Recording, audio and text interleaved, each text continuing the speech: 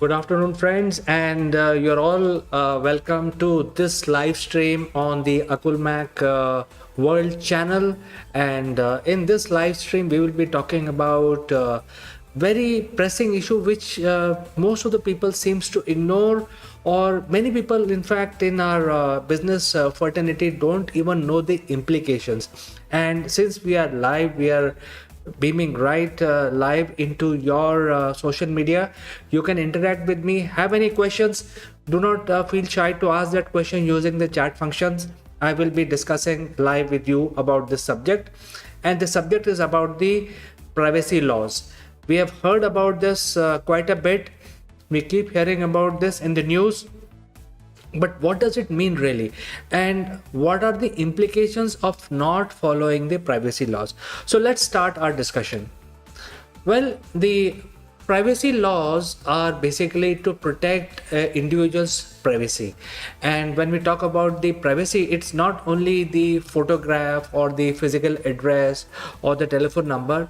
It also includes where do you go, what you like, what you dislike, what kind of food you like, vegetarian, non-vegetarian, who are your friends, your friend list. So the privacy itself has a very vast implication when it comes to the people, because their connections, their network has to be kept private, and some people may not want to share their network or share their friend list with some unknown people, because they want to keep that private, and that is why all that is a coming under the privacy. It's not only your physical address and things like that, it's also your behavior. And this is exactly has become the most exploited beg your pardon, most exploited feature of the social media. Well, social media, as you know, that uh, has the ability to use a lot of AI, and they exactly know what you're doing, who are your friends, with whom you're communicating, what kind of messages you like, what kind of messages you like to send, what kind of gifs you are using, what kind of emojis you are using, and stuff like that. What is the classification of your friend circle, and also what are the subjects on which you tend to reply and tend to get into debate on the social media. So all of this behavior is being tracked by the social media, and it is basically not a big deal basically when it comes to technology tracking this behavior of yours. And this behavior of people is being sold out to businesses, and based on this behavior, the social media is now saying that, hey, you want to have a very focused advertising campaign, I can do it for you. I can, because I am tracking the behavior of the people. I also know where they live, what kind of likes, dislikes they have, what is their network. Is that person is a very affluent person or not an affluent person? So the entire demography, including the behavior, is with the social media, and that is where the privacy comes in the picture in a very big way, and the businesses are exploiting it. The social behavior, or your personal behavior, has been exploited by the businesses, because when they actually pay money for advertising on the social media, then they can pretty much choose a laundry list of what they are expecting from this ad campaign, and what kind of demography they are looking at when they want to send their messages out in the field using social media. So all of these social media, in fact, all of us are getting these emails that, hey, you got this scheme running on different social media platform, utilize it to advertise, and then you will get this in return. So that is the dream of all businesses. They want to conduct, they want to spend money in advertising, but they also want to narrow down the funnel quickly, so that their money is well spent when it comes to reaching out to the people. Giving a simple example, if you actually choose a print media, and the print media will purely go by circulation. Say for example, there is a newspaper which they will say that I have 1 million people reading my newspaper. So if you choose your advertising platform, which is this print media, on the basis of circulation, then you will have to just agree to a thumb rule of probably 2% people will be able to see your advertising. Because if 10 million, maybe people will not even look at that ad which you have printed in the newspaper. So let's say if 1 million users are reading that newspaper, your advertising will probably be seen by only 2% of the population of 1 million people. So that is a thumb rule. Whereas the social media is able to give you a much tighter choice. They are able to provide you a better demography, and because of that, the advertising credits of all the businesses have shifted out from the print media to the social media. And now, based on your behavior, based on your lifestyle, they can actually you can get selected for seeing certain kind of advertisement. Say for example, if you're into health, taking care of health, and you're publishing your smartwatch records on social media, sharing it with the friends, so it will be assumed that you are a health conscious person, and therefore the health product companies can target you. And that is why the social media is very valuable for businesses. But since your behavior is captured on the social media, it can be also misused. They can sort of brainwash you to say certain things. They can actually also create ideological divide among people. They can also create all sorts of things, because now they know exactly how people think. And this is not a new thing which I'm telling you today in the live stream. It has been used against the countries, divided the countries, make sure that elections are won and lost using just this feature of the social media called behavioral manipulation. And all this behavioral data comes under the privacy. And a lot of countries have implemented privacy laws.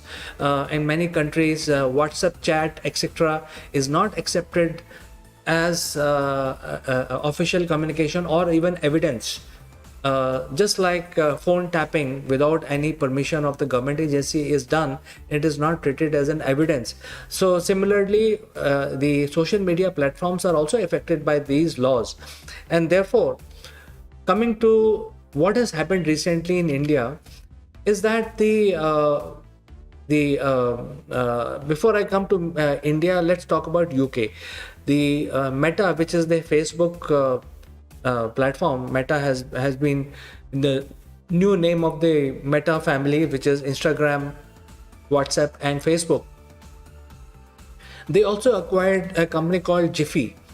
Jiffy is a search engine for specifically searching for GIFs, and this is GIFs are basically a major part of your behavior, because now if you're laughing, instead of sending an emoji, you can actually select a GIF which is created specifically for that message that you want to send, and send a more lively message to your friend and family. Now this GIFs are coming from the backend integration between Facebook and the Jiffy platform. And Jiffy is also providing services to a lot of other social media platforms like LinkedIn and Twitter being their biggest client today. And now Jiffy has been acquired by Meta, which has this acquisition is okay from the business standpoint, because you're trying to make your company, your brand more strong and vibrant, and providing more services to your users. But this has created a anti-compete mess basically globally, because now you're also social media, you acquire something which are also used by other social media. So that means you will have a sort of a monopoly on that product of GIF search engine, And since Twitter is also providing that free of cost to their consumers, since Jiffy is owned by Facebook, the Twitter consumers will have to pay for this service in future. Otherwise, what's the point in acquiring Jiffy by Facebook if they can't make money out of it? So they have recently lost a lawsuit in the UK court where there is an anti-compete suit was filed on Meta platform. They lost it, and the court has ordered them to get rid of Jiffy, and for which Meta has agreed. They said they will sell it off now because it is going to create problem for them globally in all countries, especially the large countries like India, US. This is a very contagious issue, and they don't want to get dragged into legal battles across the world. So Meta is solving the problem once and for all, that they are going to sell off the Jiffy. They have officially made that statement. Now let's come to India. What is going on in India? Well, not once but twice in past 7 days, a week, the CCI, which is the Competitive Commission of India, which keep track of the same anti-compete compliances across all businesses in India, so that there is a level field for every business. And this anti-compete is a serious law in India, and that is being looked after by the watchdog called CCI. They have fined Google twice in last 7 days, the cumulative sum of $175 million. $175 million, lot of money in fine. I think it's more than the profit that the Google would be making from selling the services in India, especially in that period. So $175 million has been fined to Google. Now this is not specific to Google provide a lot of services, hosting services, YouTube, and so many other things, but this 175 million is limited to use of Google platform only on the Android phones.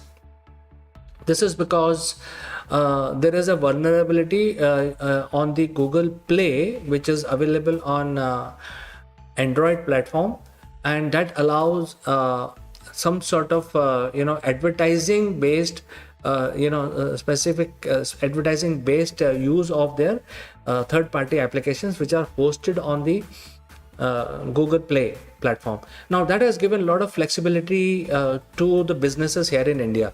Say for example, if you are a developer and you want to develop an app, a mobile app.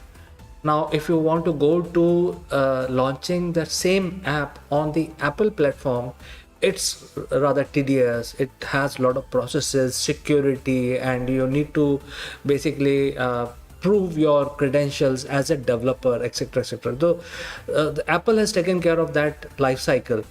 Whereas in case of Google Play, which is on Android platform, suppose you develop an app, all you got to do is register once, and then it allows you to launch as many apps as you want, and no further charges, as long as your app shows the Google banners or the advertising happening. And therefore any app which is basically free launched on the Google platform, Google Play, you can actually launch millions of applications on the Google Play, and that is creating some sort of a divide between the experience one person faces when they launch application on Google as compared to when they launch application on the Apple platform. So there has been a lot of, the government follows certain processes by saying that I will give you notices and all that, and I think the government has gone through all that process, and finally $175 million have been fined from Google. Google is going to pay this fine. So I think this is all related to the privacy, how the privacy is being utilized. And the third thing is again related to Facebook. Now this time this is Facebook, which is being fined by the Turkish Competition Board. So even a country like Turkey, or Turkey, and the new name is, they have a competition board which keeps track of all these kind of activities. So they found Facebook doing similar thing in Turkey, and they have been fined $18.6 million this week. So suddenly, these privacy laws are getting kicked in. Lot of fine has been charged from these social media platforms, and such thing is happening. And what does it mean for a normal person? All this is happening for large companies like Facebook, Google. Probably they can manage by paying this fine, and probably they will mend their ways. They will change their privacy laws. They will stop using the private data about their users, etc. But how does it affect guys like you and me? I think it is going to affect all of us, because as I said that if you're launching an app in Google Play, then it is easier for you to launch an app in Google Play as compared to launching an app in Apple platform. So similarly, if Google tighten their Google Play platform, then you will have to basically go through a life cycle of proving that you are the genuine party, you are a genuine developer, and you are the right person to upload the applications in Google Play. So I think it's going to affect certain category of people who are able to create Android apps. Secondly, when it comes to privacy, I think right now it is restricted to use of the private data of the citizens only to the boundaries of that country.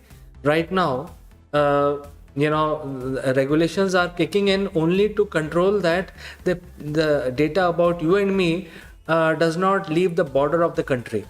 So only up to that extent the privacy laws are kicked in. But I think the matter still remains that the private data about you and me, the behavior, your behavior, how do you use social media, how do I use social media, can be used and can also be misused. The behavioral data is the biggest thing. In fact, your personal data includes your behavioral data. So how to utilize that? What are the regulations within the country itself? I mean, right now the countries are saying that you can't take my data out and put it in a server which is outside my home country. But within the country itself, this data can be misused. And therefore, I think this whole thing is slowly tightening up. And I think the business today are moving on to the social media. I think the decision maker of this business will have to watch out of what is going on, how governments, the legal framework is looking at use of such data, and how social media will be able to extend these services. To give you an example, just before I end my live stream, EU has taken a decision very strictly, and because of that, because of this, only that region EU deciding that they will have to comply with the EU privacy laws. The Facebook or the Meta platform is in a big financial mess. Their net worth has gone down by almost 40% in last 2 to 3 months just by this. That is why the USP of the Facebook or Meta is that they will actually sell your behavioral data to the advertisers. And now in EU, they are not able to do that. And because of that, there was a major problem between Apple also, because Apple tightened their platform as per the regulation in EU, and therefore the Facebook application could not collect the private data if they are being used on Apple iPhones. So I think all this is happening, and that is why the large platforms like Facebook, Google, etc. will have to recalibrate their legal agreements or use policies. It will, travel down like a pyramid. It will affect all of us. So I think it is a good information, good trigger point for all the businesses. And if you have any question, you can shoot it out to me.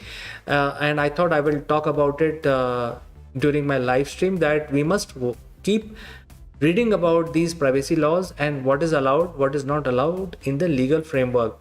And let's not shoot ourselves in the foot by doing something which is not liked by the legal system. So with this, I can end my live stream. If you have any observation, any suggestion, or any comments on this, kindly feel free to respond back. But I like to say goodbye for today, only to catch you again live. Please take care and bye bye.